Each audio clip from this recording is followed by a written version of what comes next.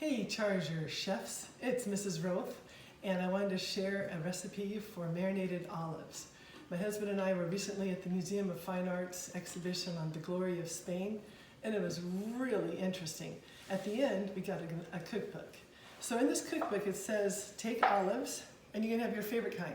You have green olives, or you can have black olives. And my bowl is really only big enough for one at this point. So I'm going to take the jar off, the lid off the jar. I'm going to take this. This is a little bowl with a colander. Remember colander? We went over those. We're going to dump it out. And sometimes, oopsie, caught that one. Oh yes, there we go. We're going to go ahead and put it in the bowl. We're going to go one more time. Put those in there. All right, then think about saving those jars for future flowers. All right, the next thing is we have garlic. We have already cut a whole bunch. My husband actually chopped this up for me. This is about 4 cloves of garlic. Our family loves garlic. The way you can do this to quickly get the peel off is take a knife, pop it one really good one. Make sure the knife is flat when you do that. Take off the papery outer skin of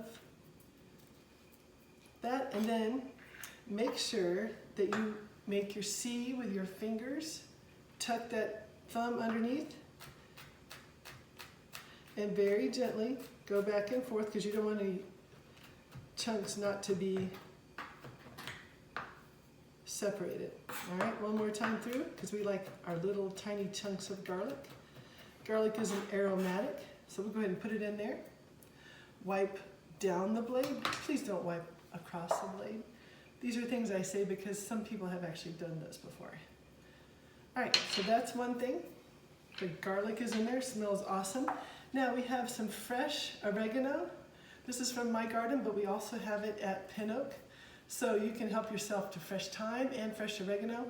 Sadly, my thyme got killed, so I'm just putting, they're small enough that you can just put the whole leaf in there. Or if you wanted to, you could take it and again, put it together. Take all the little leaves off.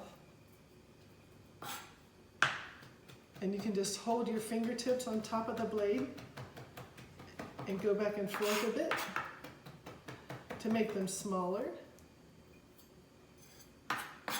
Oh, and I forgot to tell y'all, but I have a wet paper towel underneath my cutting board, and that helps to keep the cutting board stable. Okay, so there are some fresh leaves of oregano, and I happen to have a little bit of dried thyme, so I'm going to go ahead and put in, I would say, a half a teaspoon, and a little bit more, because we like spices. All right, now the next thing it calls for is the peel of 1/4 of an orange. So you can take a regular peeler and then just take very gently down the side. All right, you don't want to get too much of the white stuff in there because that's the part that is a little bit on the bitter side, the pith. We only want the zest. Okay, so that looks like about 1/4. And what I'm going to do, you could actually candy these as well. We might have to do that later on this year. As I'm going to very thinly slice these. It's called julienne.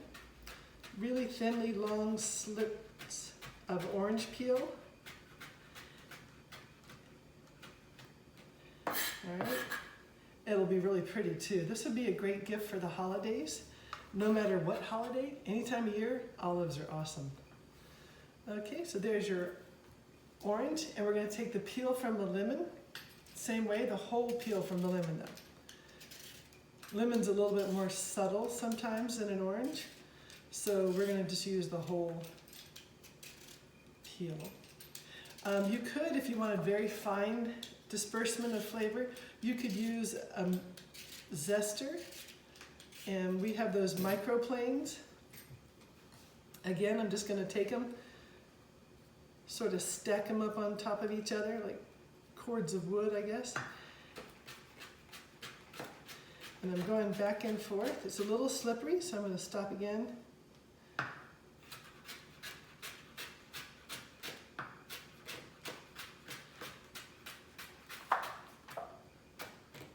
All right. This is a great recipe for entertaining, but it's also just a great recipe to have a special taste at a particular meal.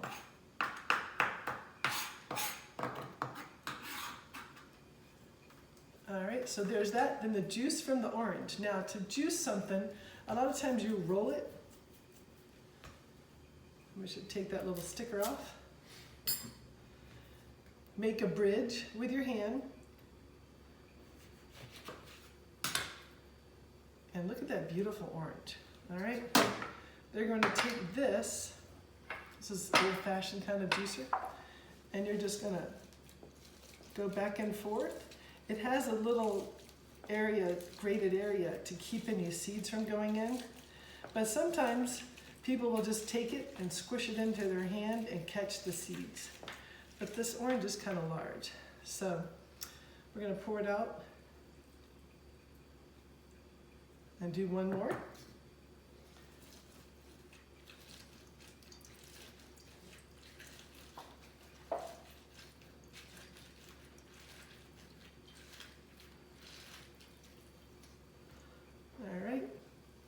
There weren't any seeds in that orange, which is a shame because I guess we can't grow them at school now. All right, so we're also going to put in a little bit of salt. And for something like this, I would say half a teaspoon is plenty. You can always taste it later. Then we're going to take some freshly cracked black pepper. This is a new gadget I got. Gives nice chunks of pepper. All right, now the next thing calls for sherry vinegar. This actually is made in Spain, and a lot of the French vinaigrettes also use sherry vinegar. And in fact, that's the first time I ever had it. It was one of my friends who's French shared it with me, and it calls for not the 1/4 cup, but the 2 tablespoons of sherry vinegar.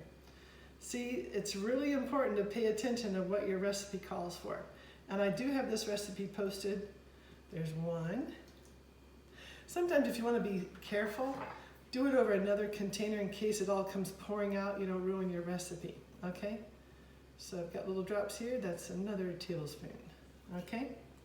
So there's the tablespoon.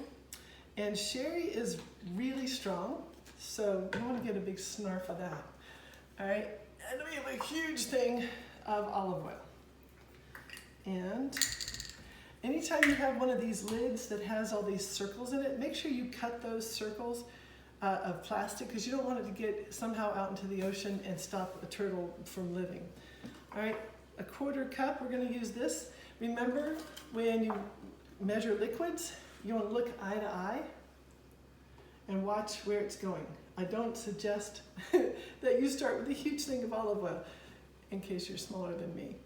All right, and then you pour that in there. And you check your recipe. We got everything in there. Awesome. Put the lid back on my olive oil. I can just use a spoon, or I'll just use to cut down on the number of dishes I might have to do. I'm just going to turn this through here, get it well coated. Put a lid on it. I would suggest a really tight fitting lid, something more like Snapware or, you know, Tupperware or those kind of things. And then you just shake it around. And then you refrigerate it overnight, a couple days. The big thing is it's delicious. So thank you so much and good luck with this recipe.